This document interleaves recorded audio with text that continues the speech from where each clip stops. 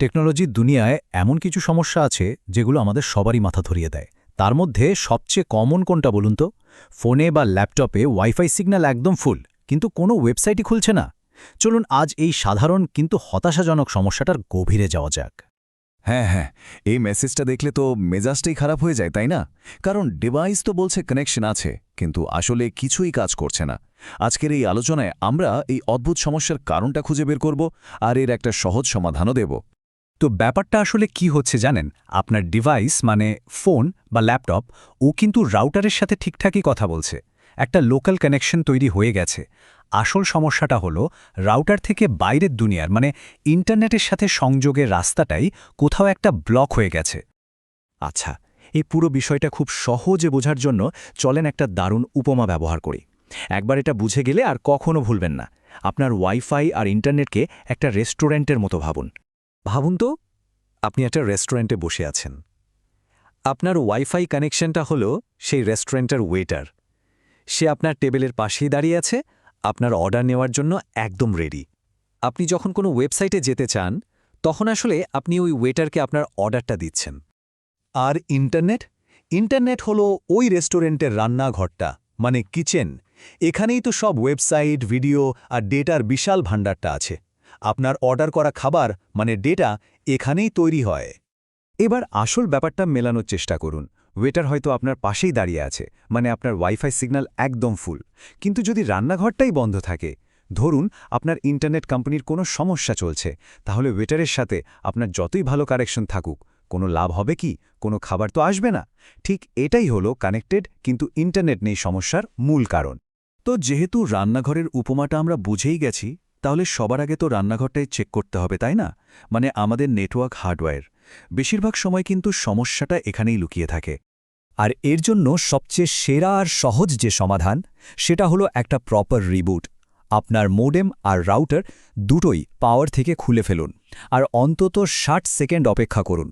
এই সময়টা কিন্তু খুব জরুরি, কারণ এটা ডিভাইসের টেম্পোরারি মেমরি আর জমে থাকা ভুল ডেটা সব ক্লিয়ার করে দেয়। তারপর প্রথমে মোডেমটা প্লাগ ইন করুন এবং এর অনলাইন লাইটটা স্থির হওয়া পর্যন্ত অপেক্ষা করুন। তারপর রাউটারটা প্লাগ ইন করুন। এই সিকোয়েন্সটা খুবই গুরুত্বপূর্ণ। আপনার রাউটার বা মোডেমের গায়ে যে ছোট ছোট আলোগুলো জ্বলে নেভে, ওগুলো কিন্তু অনেক কিছুই বলে দেয়। যদি দেখেন একটা স্থির সবুজ বা সাদা আলো জ্বলছে, তার মানে সব ঠিক আছে। কিন্তু যদি দেখেন ইন্টারনেট বা ওয়্যান লাইটের পাশে একটা স্থির অ্যাম্বার বা লাল আলো জ্বলছে, তাহলেই বুঝবেন সমস্যাটা আপনার ইন্টারনেট সার্ভিস প্রোভাইডারের দিক থেকে। আচ্ছা, ধরুন রান্নাঘর চেক করা শেষ, রিবুটও করা হলো, কিন্তু কাজ হলো না। তাহলে সমস্যাটা হতে পারে ওয়াটারের দিকে, মানে আপনার ডিভাইসের সেটিংসে। চলুন উইন্ডোজ আর অ্যান্ড্রয়েডের জন্য কিছু স্পেসিফিক সমাধান দেখে নিই। মাঝে মাঝে কি হয় জানেন? আপনার কম্পিউটারটা না ইন্টারনেট খুঁজে বের করার জন্য একটা পুরনো বা ভুল ম্যাপ ব্যবহার করতে থাকে। আমাদের কাজ হলো ওই পুরনো ম্যাপটা ডিলিট করে কম্পিউটারকে নতুন ম্যাপ তৈরি করতে বাধ্য করা। এই পুরনো ম্যাপটা মুছে ফেলার সবচেয়ে সহজ রাস্তা হলো ডিএনএস ক্যাশ ফ্লাশ করে দেওয়া। ডিএনএস হলো বলতে পারেন ইন্টারনেটের একটা ফোন বুক। আইপি কনফিগ/ফ্লাশ ডিএনএস এই কমান্ডটা দিলে ওই ফোন বুকের সব পুরনো এন্ট্রি মুছে যায়, আর আপনার কম্পিউটার নতুন করে ঠিকানা খোঁজা শুরু করে। ভাবুন, আপনি আপনার ওয়েটারকে একটা নতুন পরিষ্কার নোটপ্যাড দিচ্ছেন। এটাতেও যদি কাজ না হয়, তাহলে বুঝতে হবে সমস্যাটা আর একটু গভীরে। তখন আমাদের নেটওয়ার্ক স্ট্যাক রিসেট করতে হবে, নেটশেল উইনসক রিসেট। এই কমান্ডটা আপনার কম্পিউটারের অ্যাপ আর ইন্টারনেটের মধ্যে যোগাযোগের যে বেসিক নিয়মগুলো আছে, সেগুলোকে একদম নতুন করে তৈরি করে। এই কমান্ডটা চালানোর পর কিন্তু কম্পিউটারটা একবার রিস্টার্ট করতে ভুলবেন না। এবার আসি অ্যান্ড্রয়েড ব্যবহারকারীদের কথায়। অ্যান্ড্রয়েডের ক্ষেত্রেও কিন্তু এই সমস্যাটা খুব কমন, আর এর সমাধানও বেশ সোজা। মূল আইডিয়াটা হলো আপনার ডিভাইস আর নেটওয়ার্কের মধ্যে একটা ফ্রেশ হ্যান্ডশেক বা নতুন করে পরিচয় করিয়ে দেওয়া। সবচেয়ে সহজ আর কার্যকারী উপায় হল নেটওয়ার্কটাকে ফরগেট করে দেওয়া। আপনার ওয়াইফাই সেটিংসে যান, আপনার নেটওয়ার্কের নামের উপর ট্যাপ করে ফরগেট অপশনটা বেছে নিন। এতে আপনার ফোন ওই নেটওয়ার্কের সব পুরনো তথ্য ভুলে যাবে।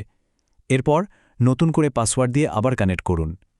এই একটা কাজেই অনেক সময় সমস্যা সমাধান হয়ে যায়। এর পরেও যদি কাজ না হয়, তাহলে আরও দুটো ছোট্ট জিনিস একটু চেক করে নিতে পারেন। প্রথমত, সেটিংসে গিয়ে দেখুন আপনার ফোনের অটোমেটিক ডেট অ্যান্ড টাইম অপশনটা অন করা আছে কিনা, কারণ ফোনের সময় ভুল থাকলে অনেক সিকিউর ওয়েবসাইট খোলে না। দ্বিতীয়ত, ওয়াইফাই সেটিংসে ঢুকে ম্যাক অ্যাড্রেসের টাইপটা র্যান্ডমাইজড ম্যাক থেকে বদলে ফোন ম্যাক করে দেখতে পারেন। কিছু কিছু রাউটার এই র্যান্ডমাইজড অপশনের সাথে ঠিকমতো কাজ করতে পারে না।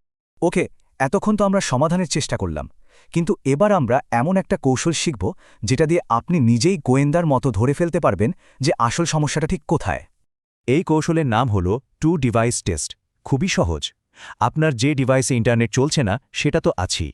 এবার ঠিক একই ওয়াইফাই নেটওয়ার্কে অন্য আরেকটা ডিভাইস, যেমন একটা ল্যাপটপ বা অন্য কোনো ফোন, কানেক্ট করার চেষ্টা করুন।